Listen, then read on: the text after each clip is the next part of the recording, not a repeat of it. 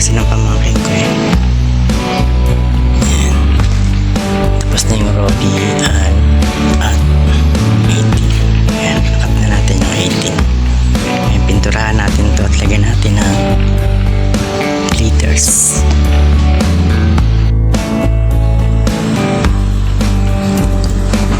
Madalian lang ito mga tol.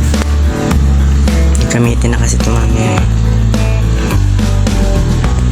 Manual lang to, cutter blade lang ginamit ko po dito.